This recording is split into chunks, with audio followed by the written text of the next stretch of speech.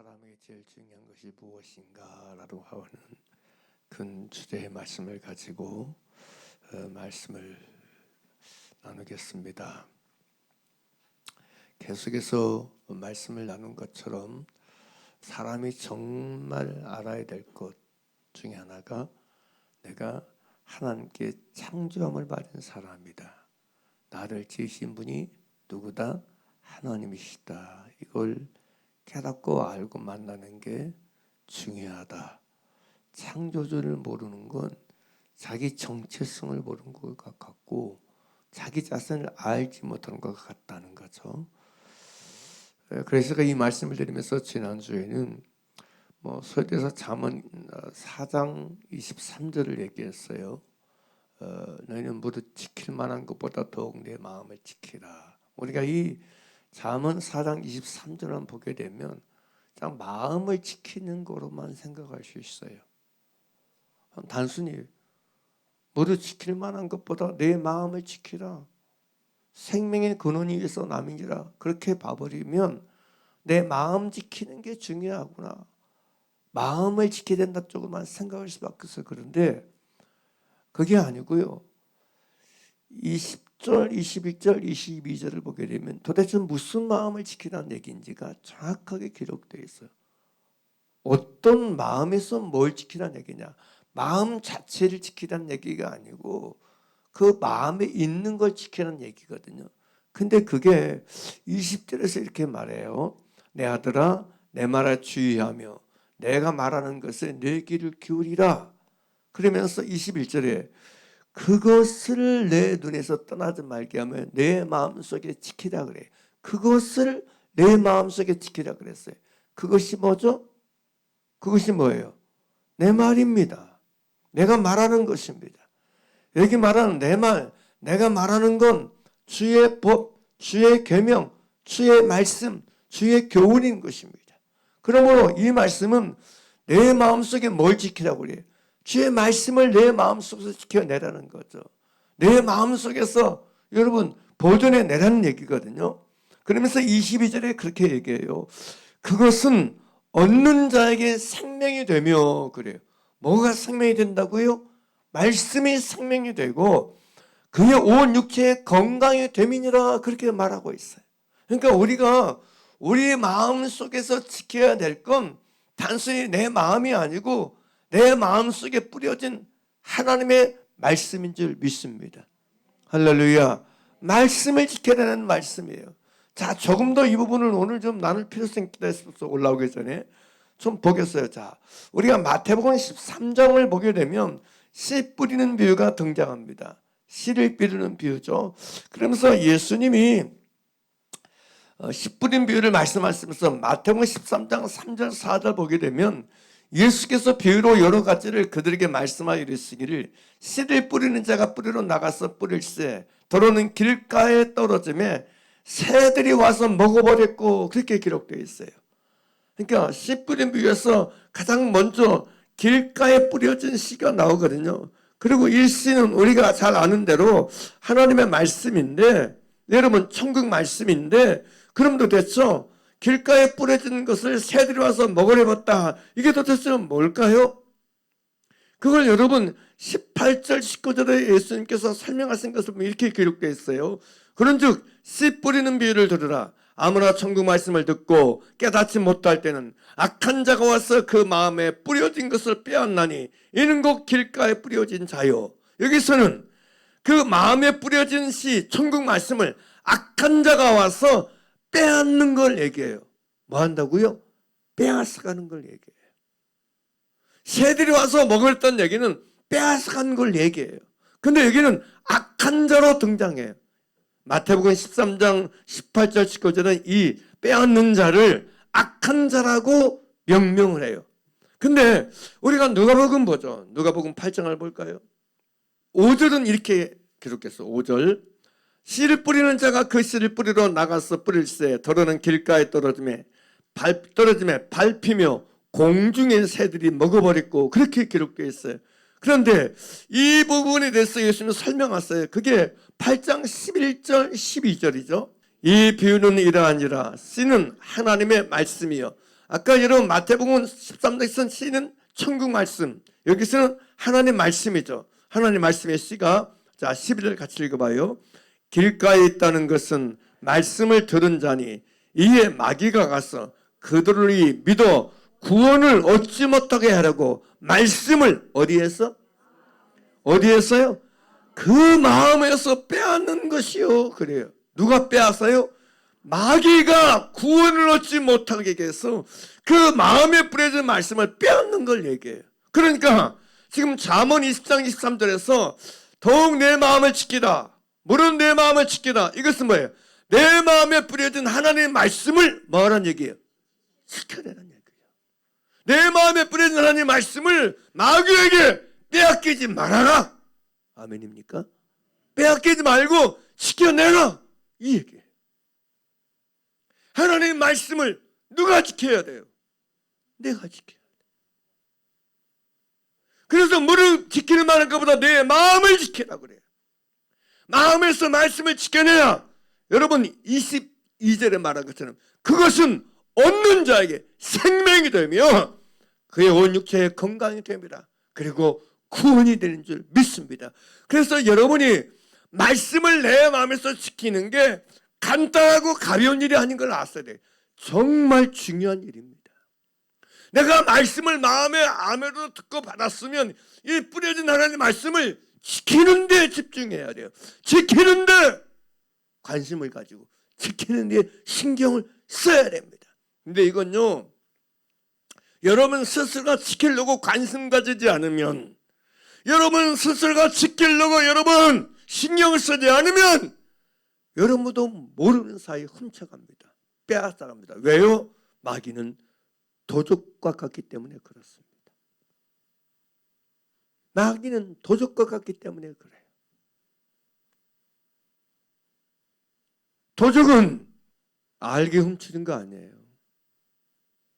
틈 있을 때 훔쳐가요. 우리 집사람이 그런 얘기 하더라고요. 결혼 전 얘기인 것 같아요. 결혼 전 얘기. 부산에 이제 언니 집에 가가지고 이제 조카랑 같이 어디 뭐 구경을 갔나 봐요. 근데 이제 결혼 전이요. 이제 그 가방을 가지고 이렇게 이제 그 돈을 빼가지고 계산하는데 갑자기 어느 순간에 누가 달려오더니 그 가방을 낚아채고 확 가버린 거예요. 가방을 순식간에 그 가방을 낚아챘대요. 그래서 언니 집에 놀러 갔다가 거기다 돈도 다 있고 신분증도 다 있고 다 있는데 잃어버렸다는 거예요. 계속 노리고 있었겠죠. 틈을 노리고 내가 어디서 채면 그냥 못 잡게 피해주게 다 이제 계산 다 해놓고 그러겠죠. 훔친 자 뺏는 자는 그런 식입니다. 여러분 하셔야 돼요. 도적은 빼앗는 자입니다. 훔쳐가는 자입니다. 그러므로 여러분이 다른 거 지키는 것보다 말씀을 지키는 것이 중요한 걸 아셔야 돼요. 할렐루야. 여러분 말씀을 집중해서 읽지만 사단은 알아요. 이 말씀이 여러분에게 생명이 되고 온 육체의 건강이 되고 이 말씀이 우리에게 구원의 말씀이고 생명의 말씀인 걸 알아요. 그래서 여러분 우리 마음에서 마귀는 뭘 뺏어가느냐? 말씀을 빼앗아가요. 믿습니까? 여러분 어떤 육신적인 혼적인 어떤 감정이라든지 어떤 마음을 지키는 것 그런 뜻이 아니에요. 그러니까요. 솔로몬이 말한 뭐를 지키는 문한 것보다 더욱 내 마음을 지키라. 생명의 문이신 이 예수님이 이 마음을 지키라는 얘기는 마음 자체를 지키라는 얘기가 아니라니까요. 너희 마음에서 너희 마음에 뿌려진 하나님의 말씀을 천국 말씀을 생명의 말씀을 마귀가 빼앗는 대로 존재하니 너는 빼앗기지 않도록 너희 마음에서 이 말씀을 지켜야 된다. 할렐루야. 이걸 말씀하고 있는 거예요. 여러분 한번 질문해 보자고요. 여러분 마음에 뿌려진 말씀을 얼마나 여러분 지키려고 노력하고 사나요? 여러분 마음에 뿌려진 말씀을 빼앗기지 않으려고 얼마나 여러분 깨어있나요? 깨어있지 않으면 빼앗기는 것입니다. 믿습니까? 깨어있지 않으면 빼앗아 가는 거예요. 그리고 여러분, 마귀는 단순히 이 말씀만 빼앗아 가는 게 아니고요, 가라지도 같이 뿌립니다. 조금 보죠. 자, 마태복음 13장 24절 볼까요? 여기 보면 예수께서 그들 앞에 또 비유로 들어 이르시되 천국은 좋은 씨를 제 밭에 뿌린 사람과 같으니 사람들이 뭐 할 때요? 25절 같이 읽어봐요. 시작. 사람들이 뭐 할 때에? 잘 때에 그 원수가 와서 곡식 가운데 뭘 뿌리고? 가라지를 일단 뿌리고 갔다 그래요. 원수라고 그래요. 다음에 여러분 원수가 누굽니까? 39절 보죠. 13장 39절 같이 읽어봐요. 시작. 가라지를 뿌린 원수는 누구요? 마귀요. 근데 언제 뿌려요? 잘 때 가라지를 뿌리고 가요. 여러분. 마귀는요, 말씀만 빼앗아 가는 자가 아니에요. 마귀는요, 가라지를 뿌리는 사람, 뿌리는 존재. 말씀 아닌 다른 마음을, 육신의 생각을 뿌리고 가요. 욕심을 뿌리고 가요. 불의를 뿌리고 가요. 악심을 뿌리고 가요.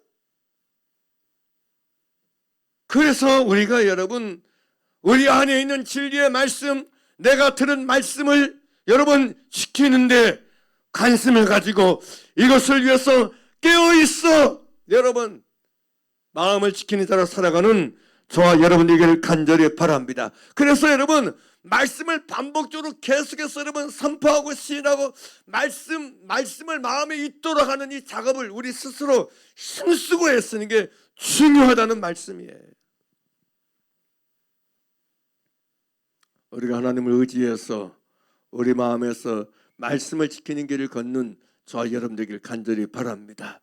여러분, 제가 왜 이 얘기를 하냐면 하나님 나를 지으셨다, 하나님 나를 창조하셨다, 하나님 나를 만드셨다는 사실을 내가 말씀을 듣고서 예로하면으로 받았어요. 그러면 이 말씀도 마음에서 지켜내야 된다는 거죠. 이 말씀도 내 마음에서 여러분 도전해내야 된다는 거예요. 제가 계속 나눴던 게 우리는 자기 긍정은 나를 지신 창조주 하나님을 진짜 내가 믿고 영접하고 받아들일 때 자기 긍정이 시작된다. 자기 긍정은 이 진리 안에서만 가능하다. 남이 나를 부정하고 남이 나를 거부하고 거절하는 게 중요한 게 아니고 그게 문제가 아니고 내가 나를 부정하고 사는 게 문제다. 근데 왜 내가 나를 부정하게 되느냐? 창조주를 모르기 때문에 그렇다. 내가 정말 나를 지신 창조주 하나님을 내가 믿고 만나고 받아들이게 되면 그 안에서 그 앞에서 자기 긍정은 시작된다는 말씀을 드렸습니다. 아멘입니까? 그러니까 여러분 속에 내가 나를 부정하는 감정이 들고 내가 나를 부정하는 태도가 일어난다. 나를 지신 하나님을 신하고 선포하는 저와 여러분들에게 간절히 바랍니다. 네. 성경 얘기예요. 하나님은 이사야 49장 15절에 이렇게 말해요. 여인이 어찌 그 먹는 자식을 잊겠으며 자기 태에서 난 아들을 긍휼히 여기지 않겠느냐. 그들은 혹시 잊을지라도 나는 너를 잊지 아니할 것이라 그래요. 나는 너를 잊지 아니할 것이라. 이사야 54장 10절에서는 또 그래요. 산들이 떠나며 언덕들은 옮겨질지라도 나의 자비는 내게서 떠나지 아니하며 나의 화평의 언약은 흔들리지 아니하리라. 너를 긍휼히 여기는 여호와께서 말씀하시느니라 말씀하세요. 에베소 3장 22절에서는 여호와의 인자와 긍휼이 무궁하심으로 우리가 진멸되니 아니함이다 그래요. 호시아 11장 8절에서는 에브라함이여 내가 너를 어찌 놓겠느냐, 이스라엘이여 내가 어찌 너를 버리겠느냐, 내가 어찌 너를 아드마같이 놓겠으며 어찌 너를 스보임같이 두겠느냐. 내 마음이 내 속에서 돌이켜서 나의 긍휼이 온전히 불붙듯 하도다 그래요. 그럼 이게 뭘까요? 하나님이 왜 우리를 향해서 이런 긍휼을 멈추지 않는 걸까요? 우리를 불쌍히 여기시고 우리를 긍휼히 여기시는 이 마음이 끊임없이 불붙듯 하는 걸까요? 그분이 나를 창조하셨기 때문에 그렇습니다. 그분이 나를 지으셨기 때문에 그렇습니다. 사랑하는 여러분, 사람의 나를 불쌍히 여기지 않는 것에 대해서, 사람의 나를 인자하게 여기지 않는 것에서 자유하길 바랍니다. 왜냐하면 하나님이 나를 불쌍히 여기고 계십니다. 하나님 나를 긍휼히 여기고 계십니다. 믿습니까? 사람은 나를 긍휼히 여기지 않을지라도 하나님은 나를 긍휼히 여기시는 분이시다. 하나님은 나를 불쌍히 여겨 주시는 분이시다는 사실을 성경이 말씀해 주고 있습니다. 나의 긍휼은 내게서 떠나지 않는다. 내가 너를 잊지 아니할 것이다. 그러므로 여러분, 나를 지으신 하나님이 나를 긍휼하게 쓰고 나를 불쌍히 여기신다는 사실을 잊지 말길 간절히 바랍니다. 이건 여러분의 실패나 실수와 아무 상관이 없습니다. 사람은요, 실수하고 잘못하면 긍휼을 거둬요. 불쌍히 여기지 않아요. 오히려 실수와 잘못과 실패 앞에서 불쌍히 여긴 게 아니라 오히려 정죄하고 비판하고 판단하고 손가락질합니다. 우리 탕자 비유 알잖아요. 탕자가 아버지 집을 떠나서 모든 것 잃고 돌아와요. 성경을 보세요. 딱 한 분만 그를 있는 그대로 영접하고 받아들입니다. 그게 아버지인 줄 믿습니다. 아버지인 줄 믿습니다. 하나님은요, 여러분의 실패에 대해서, 여러분의 잘못에 대해서 그것 때문에 여러분을 버리지 않습니다. 오히려 불쌍히 여기고 긍휼히 여기시는 하나님인 아버지신 줄 믿습니다. 예사야 53장 12절을 보게 되면 이런 말씀이 기록되어 있어요. 그러므로 내가 그에게 존귀한 자와 함께 몫을 받게 하며 강한 자와 함께 다치한 것을 나누게 하리니 이는 그가 자기 영혼을 버려 사망에 이르게 하며 범죄자 중 하나로 헤아림을 받았습니다. 그러나 그가, 예수님을 말하죠, 많은 사람의 죄를 담당하며 범죄자를 위하여 기도하였느니라. 예수님은요, 나의 범죄를 담당하여 주신 분입니다. 그리고 범죄자인 나를 위해서 기도하시는 분이십니다. 여러분, 그게 성경 말씀이에요. 우리가 아는 것처럼 여러분, 예수님 베드로에게 말씀하셨어요. 시몬아 시몬아, 보라 사단이 너희를 밀가루 다리고 요구하였으니 그러나 내가 너를 위하여 기도하였노니 내 믿음이 떨어지지 않기를 기도하였노니 너는 돌이킨 후에 내 영혼을 굳게 하라 그래요. 우리가 잘 아는 것처럼 베드로는 장담했습니다.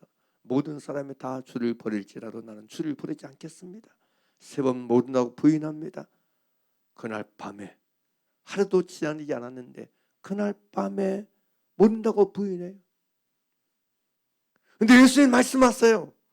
내가 너를 위해서 기도하였노니 넌 돌이킨 후에 내 형제를 굳게 하라. 여러분, 베드로가 실패했어요. 베드로는 예수님을 3번이나 모른다고 부인했어요. 그런데 이런 베드로가 어떻게 돌이키게 됐나요? 무슨 방법으로? 그건 베드로의 공로가 아닙니다. 베드로의 능력이 아닙니다. 베드로에게서 난 게 아니에요. 예수님 말씀하세요. 내가 너를 위해서 기도하였다. 아멘입니까? 아멘입니까?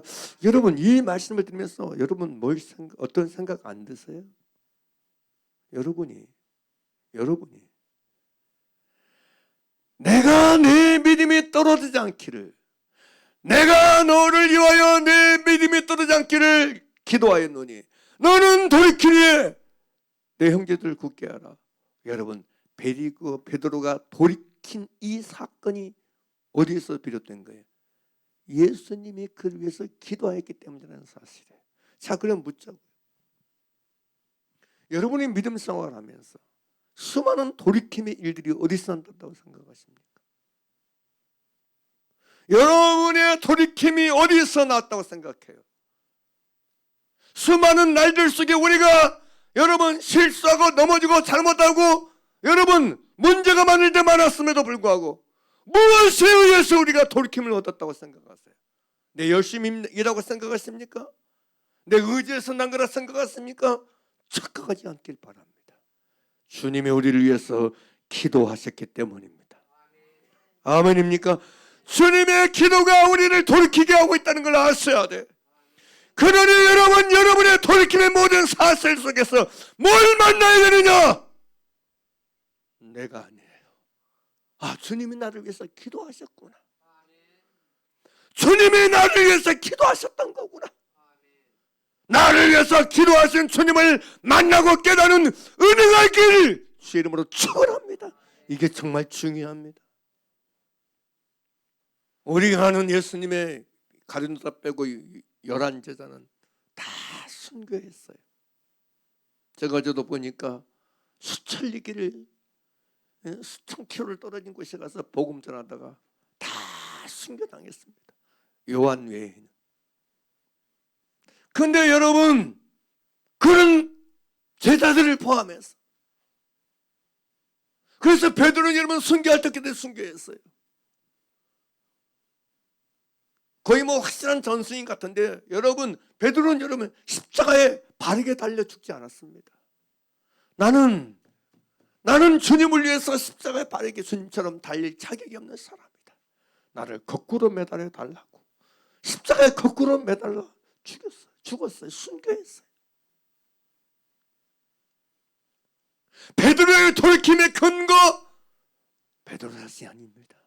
주님이 그를 위해서 기도하였기 때문에 돌이켰던 것처럼 우리의 모든 돌이킴의 이면에는 항상 나를 위해서 기도하신 주님의 기도가 있다는 사실을 기억하시기를 간절히 바랍니다. 나는 넘어질 수밖에 없어요. 나는 범죄할 수밖에 없어요. 나는 잘못할 수밖에 없어. 그런데 그런 넘어진 나, 잘못한 나, 실수한 나를 돌이키게 하고 있는 건 나를 위한 주님의 기도 덕택이고 기도 덕분인 걸 기억하길 바랍니다. 아멘입니까? 여러분, 나를 위해서 기도하고 있는 누구를 생각하지 이전에 나를 위해서 기도하시는 주님을 생각하길 바랍니다. 나를 위해서 기도하시는 누구요? 예수님을 생각하길 바랍니다. 여러분, 이건 제가 만드는 얘기가 아니에요. 제가 꾸미는 얘기가 아니에요. 성경은 말씀하고 있습니다. 히브리서 7장 24절입니다. 예수는 영원히 계심으로 그 제사장 직분도 갈리지 아니하느니라. 그러므로 자기를 힘입어 하나님께 나아가는 자들을 온전히 구원하실 수 있으니 이는 그가 항상 살아서 그들을 위해서 간구하십니다. 이는 그가 항상 살아서 그들을 위해서 뭐 하신다고요? 간구하시느니라 그래. 예수님은 지금도 하나님 우편에 앉으셔서 항상 영원히 살아계셔서 우리를 위해서 간구하고 계시다는 사실을 믿으시길 바랍니다. 그러니 우리의 돌이킴의 이면, 돌이킴의 비밀은 예수님의 간구인 것입니다. 예수님의 기도인 것입니다. 믿습니까? 그러니까 나를 위해서 기도하는 누구 사람 말하기 전에 나를 위해서 항상 살아서 간구하고 계시는, 기도하고 계시는 주님을 생각하고 예수님을 기억하기를 주의 이름으로 축원합니다. 예수님이 나를 위해서 간구하고 계시다. 예수님은 영원히 계심으로 그 계사 직분이 갈리지 않는다. 제사장의 직분이 뭐예요? 제사장의 직분은 물론 자신의 죄를 위해서 제사하는 것도 있지만 백성의 모든 죄를 대체해서 하나님 앞에 나아가 하나님과의 관계를 화목시키고 화해시키는 일을 하는 거예요. 우리를 위해서 중보하고 기도하는 역할을 하는 게 제사장이에요. 예수님은 영원히 계시는 부활하신 제사장이므로 항상 살아서 저와 여러분을 위해서 기도하고 간구하시는 분임을 믿으시길 바랍니다. 이게 사실입니다.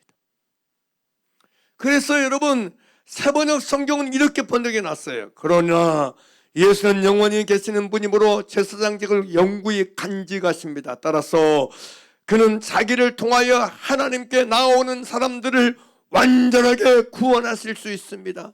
그는 늘 살아계셔서 그들을 위하여 중재 간구를 하십니다. 이렇게 번역해 놨어요. 여러분, 여기에 두 가지 사항이 기록되어 있어요. 자기를 힘입어 나아가는 자들을 항상 구원하실 수 있다. 또 하나의 의미는 그리고 그렇게 자기를 힘입어 하나님께 나오는 자들을 완전히 구원하실 수 있다. 이 두 가지 의미가 다 기록되어 있어요. 이걸 해석하는 설명하는 사람들, 학자들도 다 똑같이 이 두 가지 의미가 동시에 가지고 있다고 얘기해요. 항상 구원하실 수 있다. 그리고 완벽하게 구원하실 수 있다. 믿습니까? 이걸 얘기해 주고 있어요. 그래서 여러분, 우리가 잘 아는 슈라이너도 얘기했어요. 아마도 이 두 가지 모두를 염두에 둔 말일 것이다. 이 둘은 서로 양립할 수 없는 것이 아니다. 모두가 문맥에 잘 부합되기 때문이다. 그리스도인들은 예수 그리스도의 제사장직을 통해 영원히 그리고 온전히 구원받는다라고 얘기하고 있어요. 그러니까 우리가 여러분, 우리의 삶에 돌이킴이 있고 우리의 삶에 항상 구원이 있고 우리의 삶에 항상 온전한 구원이 이루어질 수 있는 유일한 비밀의 원리가 예수님 덕이고 예수님 때문인 걸 믿으시길 바랍니다. 아멘입니까? 예수님은 지금도 우리를 위해서 기도하고 계십니다. 우리의 실패가 실패로 끝나지 아니하고 나의 넘어짐이 넘어짐으로 끝나지 아니하고 나의 범죄가 범죄로 끝나지 아니하고 오히려 합력하여 선을 이루어지게 되는 것으로 화하게 된 근본적인 원인과 이유, 그것은 주님의 간구 덕분입니다. 예수님의 기도 덕분입니다.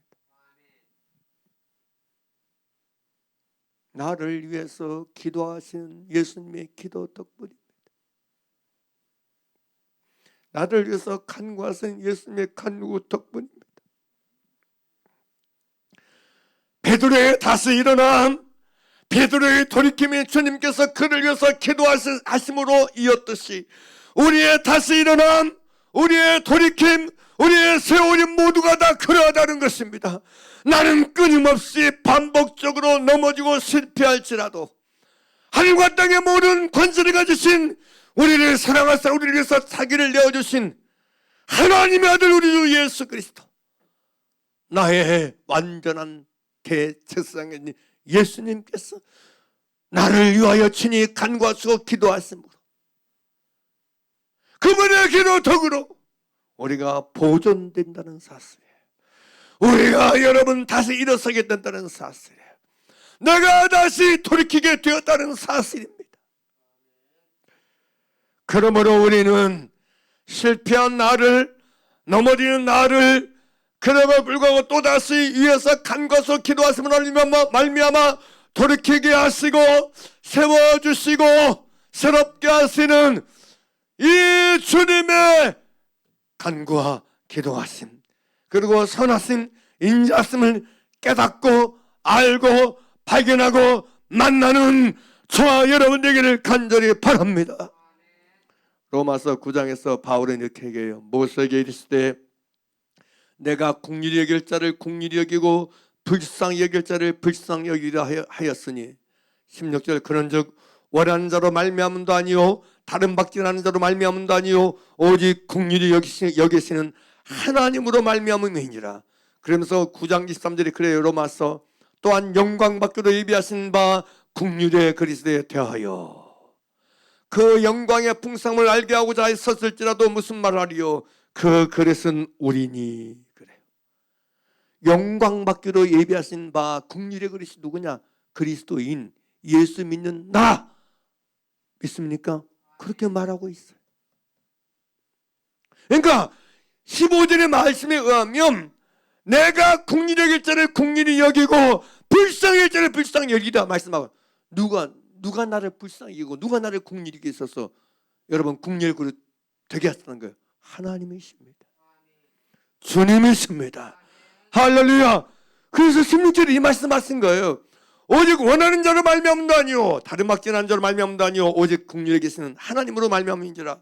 그러면서 그렇게 말씀하고 있는 것입니다. 그러므로 여러분, 우리는 우리의 돌이킴과 우리의 다시 일어섬과 우리의 여러분 회개와 이런 모든 것 속에서 나를 긍휼하게 쓰고 불쌍히 여기시고 그런 나를 위해서 기도하시고 그런 나를 위해서 간구하시는 하나님의 은혜와 하나님의 긍휼과 하나님의 자비를 깨닫고 만나는 저와 여러분 되길 간절히 바랍니다. 이 부분에 예수님이 이런 게 있는 게 아니고 대제사장의 기도로 말하는 요한복음 17장에도 이런 말씀이 있어요. 17장에서도 17장 9절에서도 내가 그들을 위해서 비옵나니 내가 비옵는 것은 세상을 위함이 아니요 내게 주신 자들 위함입니다. 그들은 아버지의 것이니이다. 이게 다 예수 믿는 사람을 말하거든요. 또 15절에서 내가 비옵는 것은 그들을 세상에서 데려가기를 위함이 아니라 다만 악에 빠지지 않게 보존하기를 위함이니이다. 예수님이 우리 위해서 기도하신 걸 얘기해요. 또 20절에도 내가 비옵는 것은 이 사람들만 위함이 아니요 또 그들을 말로 말미암아 나를 믿는 사람들도 위함이니. 여러분 계속해서 예수님이 우리를 위해서 비옵는 것을 얘기해요. 할렐루야. 예수님은 진실로 참으로 나를 위해서 기도하는 분이라는 사실을 믿으시길 바랍니다. 잊지 마시길 바랍니다. 나를 위해서 기도하는 분이 계시다. 그분이 그다 하늘과 땅의 모든 권세가 있는 예수님이시다. 나에게는 누구의 기도가 있다? 예수님의 기도가 있다. 우리에게는 무엇이 있다? 예수님의 간구가 있다. 그래서 나는 넘어질지라도 일어설 것이다. 아멘입니까? 아멘입니까? 쓰러질지라도 다시 일어설 것이다. 왜요?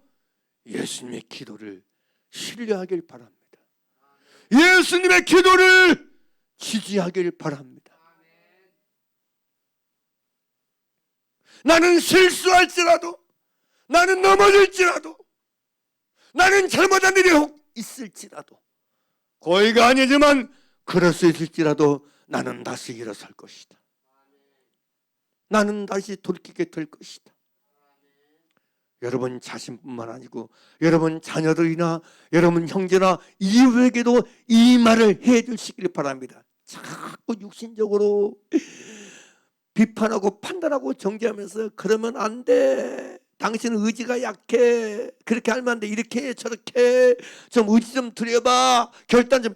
이런 식으로 끊임없이 여러분 그의 육신적인 뭔가 끄집어내는 쪽으로 율법적이고 종교적으로 접근하지 마시라고. 이게 율법이고 종교입니다. 율법적이고 종교적인 건 끊임없이 사람에게 삶을 끄집어내려고 그래. 사랑은 여러분 그건 바른 게 아닙니다. 우리는 그렇게 말할 수 있어야 돼. 당신은 돌이키게 될 것입니다. 당신은 일어서게 될 것입니다. 왜요? 주님이 당신을 위해서 기도하고 계시기 때문에. 할렐루야. 자녀들에게 그렇게 말해주세요. 너 넘어졌느냐? 너 실패했느냐? 거기에 함몰되지 말아라. 거기 문제 삼지 말아라. 거기 주님이 너를 위해서 기도하고 계시다. 그러니 너는 돌이키게 될 것이다. 너는 일어서게 될 것이다. 너는 세워지게 될 것이다. 여러분 믿음을 말하고 선언하긴 저와 여러분 되길 간절히 바랍니다. 이게 중요한 거거든요. 이게 중요한 거거든요. 우리의 돌이킴과 우리의 세워짐과 우리의 일어섬의 모든 비밀은 예수님의 기도에 있는 것입니다. 예수님의 중보에 있는 것입니다. 할렐루야. 왜 그럴까요? 천지 만물을 창조하실 때 성경 얘기 예수님이 아버지와 함께 계신 걸 얘기해요. 주님이 나 만드실 때 거기 아버지와 함께 계셨습니다.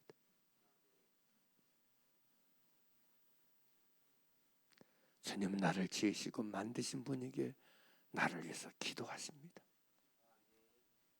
나를 위해서 간구하십니다. 그래서 말씀하세요.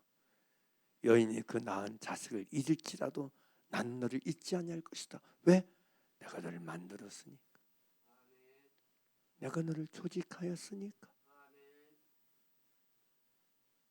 그래서 다윗은요 시편 139편에서 내 모태로부터 나를 조직하셨다는 얘기를 하나님이라는 단어를 쓰지 않고 주께서 그래요.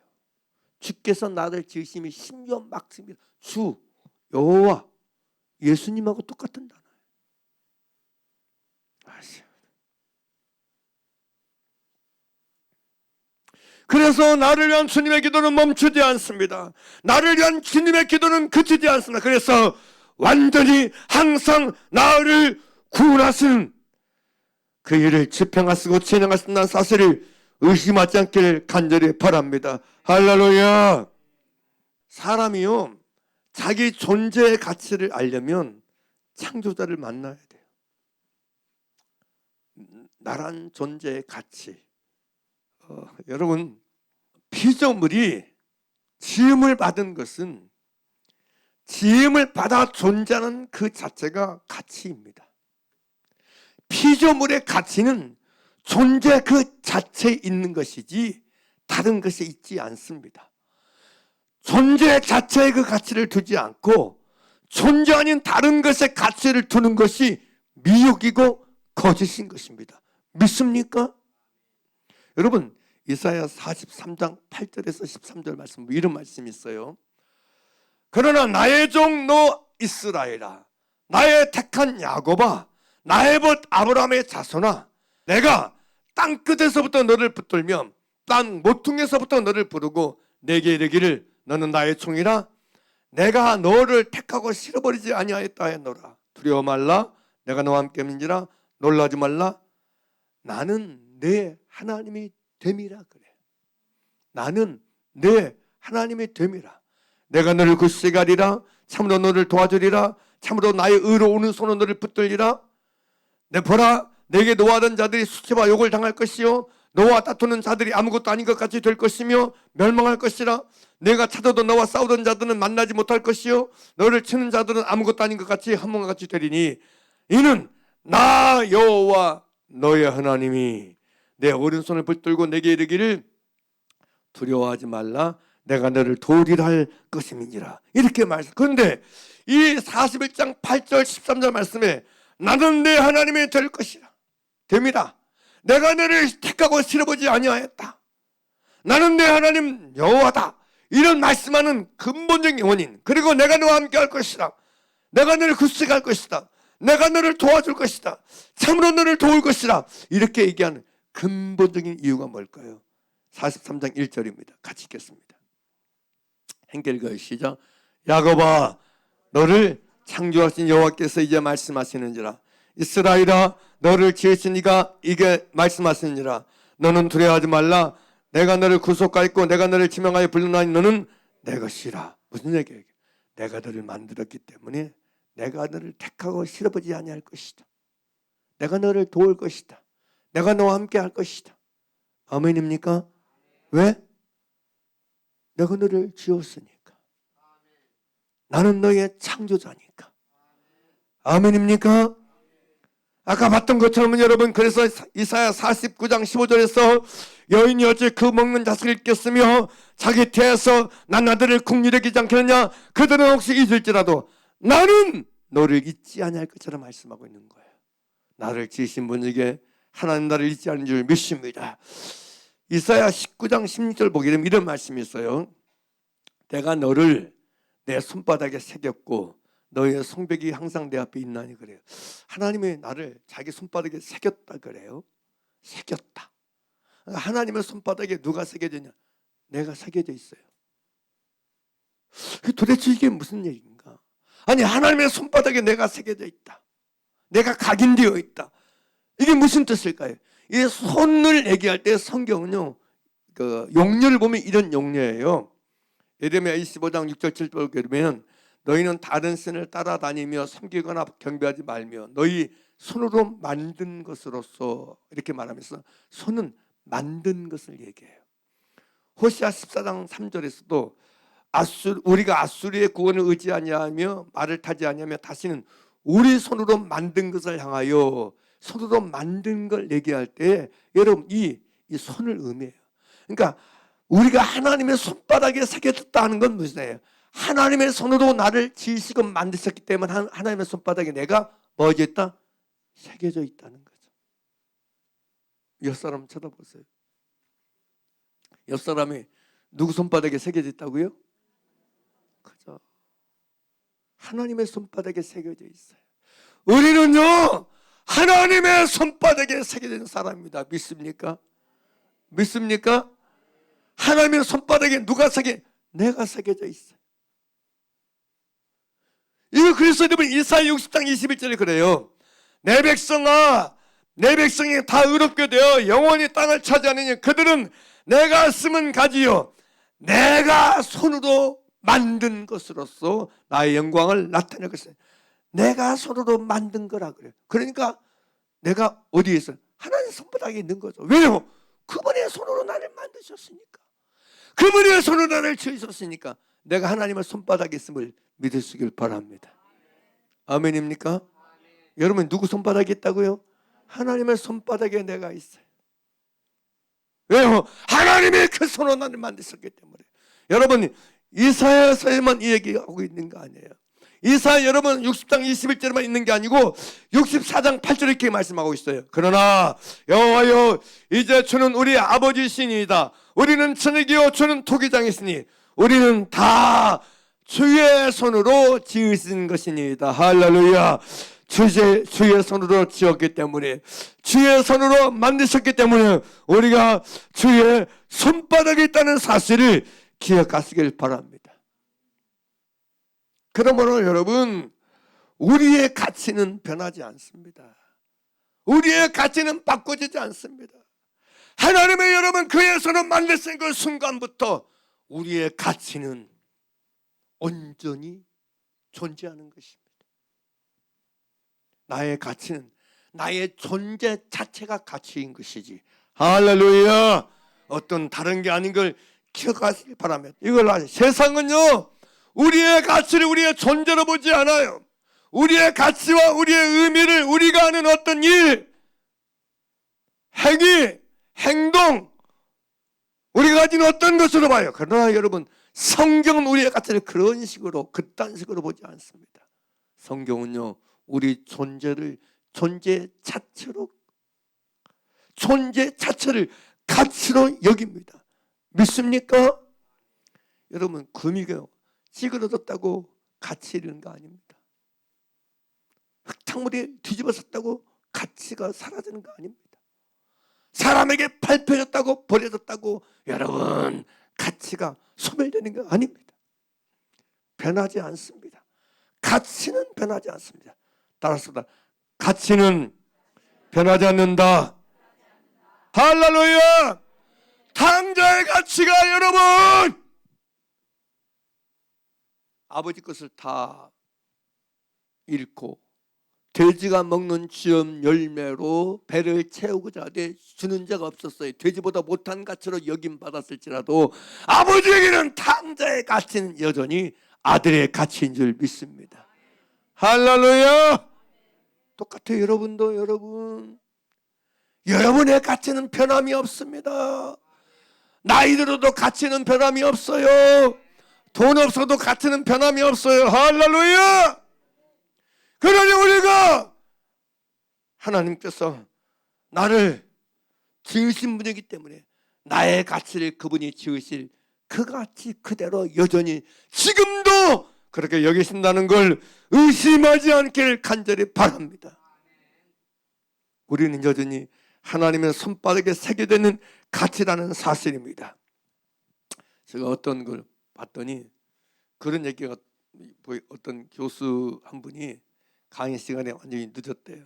그래서 자기가 너무 늦게 들어와서 미안하다고 하면서 이게 10만 원짜리 지표를 다 꺼낸 거야. 내가 너무 미안해서 이 돈을 주려고 하는데 받고 싶은 사람 그러니까 손을 들어요. 그러니까 수표를 갑자기 손을 막 구기구기 짓이겨 버려요. 구기적구기 해버리면서 그래도 이 돈을 받을 사람 당연히 들지. 그러더니 거기다 막 침을 택택 뱉더래. 수표에다가 침을 택택 뱉더니 바닥에다 딱 던져고 막 발로 이렇게 밟아버려. 밥들에 진육이들에. 그러니까 이제 저 가서 그래도 이거 받을 사람. 그러니까 학생들이 받는다고 얘기하니까 이 교수가 얘기하는 거야. 이 종이 쪽지 하나도 구겨도 침 뱉고 진이겨도 가치가 그대로 있어. 여러분 가지려고 하면서 여러분의 가치가 사람들에게 모욕당하고 비웃음당하고 버림당했다고 해서 여러분의 가치가 변했다고 생각하느냐? 여러분, 한 사람의 생명의 가치는 바뀌지 않습니다. 변하지 않습니다. 세월이 지나도 시간이 지나도 변하지 않습니다. 우리의 부모, 우리의 자식, 우리의 형제 이웃은 나의 가치를 육신적이고 세속적인 가치에 의해서 나를 대할 수 있을 수 있어요. 그러나 하나님 우리를 그런 식에 의해서 가치를 정하지 않아. 이미 나를 지으실 때부터 창조하실 때부터 나의 가치를 이 존재 이대로의 가치, 하나님의 형상대로 지음받은 사람의 가치로 온전히 받으시고 여기 있어서 나를 창조하신 줄 믿으시길 바랍니다. 그러니 사랑하는 여러분, 나의 존재 가치를 이 모습이대로 환대하시고 환영하시고 영접하시는 하나님을 깨닫고 만나고 경험하고 누리며 사는 저와 여러분 되기를 간절히 바랍니다. 그래서 아까 봤지만 이사야 43장 4절에서 그렇게 말씀하셨어요. 너는 내 것처럼 말씀하시고 내가 내 눈에 보배롭고 존귀하며 내가 너를 사랑하였은즉 쭉 얘기해요. 하나님 앞에서 가치 없는 사람은 없습니다. 하나님 앞에서 무의미하고 무가치한 인생이란 있을 수가 없습니다. 예수 그리스도 안에서 우리는 항상 그리고 영원히 내가 내 눈에 보배롭고 존귀하며 내가 너를 사랑하였은즉의 존재인 줄 믿습니다. 하나님의 눈에는 여러분이 보배롭지 않는 순간이 없어요. 놀라운 얘기 아닙니까?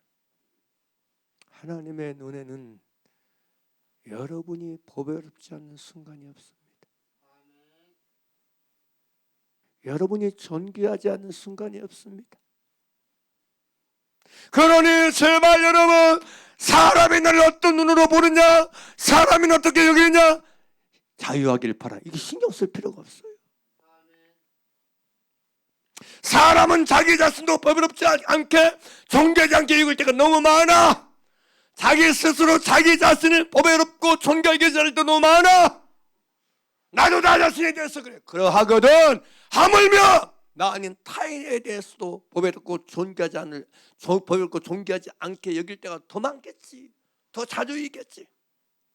그러나 나도 나에 대해서 그러할지라도 사람에 대해서 그러할지라도 하나님은 나를 보배롭고 존귀하게 보십니다. 나를 보배롭고 존귀하게 여기십니다. 할렐루야. 바뀌지 않습니다. 그러니 여러분 눈으로 여러분 보지 마세요. 내 눈으로 나를 보지 말라고요. 엄마의 눈으로 나를 보지 말라고요. 아버지의 눈으로 나를 보지 말라고요. 아버지가 나를 어떻게 대했느냐, 어렸을 때부터 지금까지 아버지가 나를 어떻게 대했느냐, 여러분 그는 지우세요. 자유하세요. 우리에게 중요한 건 내 아버지가 내 어머니가 나를 어떻게 봤느냐가 중요하지 않아요. 하나님은 나를 단 한순간도 보배롭고 존귀하게 보지 않는 순간이 없습니다. 네, 어머니 뱃속에서 나를 지을 때부터 나를 보배롭게 보시고 존귀하게 보십니다. 하나님은 변하지 않습니다. 지금도 여러분을 보배롭게 보고 계십니다. 존귀하게 보고 계십니다. 할렐루야. 이 말씀을 잊지 마세요. 그러니 우리가 가져야 될 건 그렇게 보시는 하나님의 그 눈을, 그렇게 보시는 하나님의 그 사랑을 내가 받아들이면 되는 거예요. 믿으면 되는 거예요. 신하면 되는 거예요. 할렐루야. 다시 말씀드립니다. 하나님은 나는 순간도 나를 보배롭지 않게, 존귀하지 않게 보시는 순간이 없어요. 그래서 말씀으로 딱 기록해 놓은 거야. 내가 너를 보배롭고 존귀하게 여기며, 내가 내 눈에 보배롭고, 내가 내 눈에 보배롭고 존귀하다. 성경으로 딱 기록해 놨어. 너는 내 눈에 보배롭고 존귀하다. 놀랍지 않습니까? 나 같은 자를 보배롭게 보시다니, 나 같은 자를 존귀하게 보시다니, 이건요 창조자가 아니면 할 수 없는 말이에요. 나를 만드신 분이 아니면 말할 수 없는 거예요. 나를 사랑하신 분이 아니면 말할 수 없는 거예요. 진짜 나를 사랑하신다는 거죠. 진짜 나를 만드신 분이라는 거죠. 진짜 나를 만드셨기에, 진짜 나를 사랑하시기에 나를 보배롭고 존귀하게 보시고 있는 거예요. 할렐루야. 할렐루야. 그러니 여러분이 여러분 스스로를 볼 때도 나를 보시는 그 아버지의 눈으로 보길 바랍니다. 나를 보시는 그 주님의 눈으로 여러분을 보길 바랍니다. 여러분은 여러분을 어떻게 보고 있습니까? 진짜 양심적으로 여러분을 어떻게 보고 계세요? 여러분은 어떻게 보고 계세요? 보배롭고 존귀하게 보고 있지 않다면 주님의 눈이 아닙니다. 하나님의 눈이 아닙니다. 세상의 눈으로, 육신의 눈으로 나를 보고 있는 거예요. 혹은 사람이 나에게 씌워준 눈으로 나를 보고 있는 거예요. 주님은 그런 눈으로 보기를 원하지 않으십니다. 그러니까 3과 2 소장이 하나도 없이 여기지 말라 하신 거 아닙니까? 무시하지 말라 하는 거 아닙니까? 저희 천사들이 항상 내 아버지 얼굴을 뵙는다 그러잖아요. 사랑하는 여러분 자신을 주님의 눈으로 보길 바랍니다. 창조하신 하나님의 눈으로, 여러분 진리의 눈으로 여러분을 보길 바랍니다. 나는 언제나 하나님 앞에 보배롭고 존귀하다. 하나님의 눈에는 나는 언제나 보배롭고 뭐라고요? 존귀하다. 우리 중에 하나님의 눈에 보배롭고 존귀하지 않은 인생이 없어. 보배롭고 존귀하지 않은 사람이 없어. 하나님 나를 지으셨기 때문에, 하나님 나를 창조하셨기 때문에 나를 보시는 하나님의 눈은 언제나 나를 보배롭고 존귀하게 보시는 눈인 걸 기억하시고, 이 안에서 자기 부정이 아닌 자기 긍정과 자기 감사하며 살기를 주의 이름으로 축원합니다. 여러분 자신에 대해서 하나님께 감사하신 이후 나를 보배롭고 존귀하게 보시는 하나님께 감사해야지. 찬양할 수밖에 없죠. 그래서 하나님이 진짜 경배하며 섬기며 사는 저 여러분 모두가 되길 간절히 바랍니다. 이 시간 기도하기를 원합니다.